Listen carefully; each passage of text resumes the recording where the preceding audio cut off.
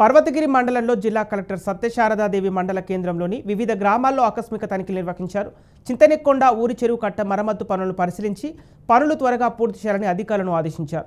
పర్వతగిరి మండల కేంద్రంలోని social welfare residential స్కూల్ను పరిశీలించి పిల్లలతో భోజనం వసతుల గురించి అడిగి తెలుసుకున్నారు. ఇక విద్యార్థులు వేడి నీటి గ్లీజర్లను ఏర్పాటు చేయాలని కలెక్టర్ను కోరారు.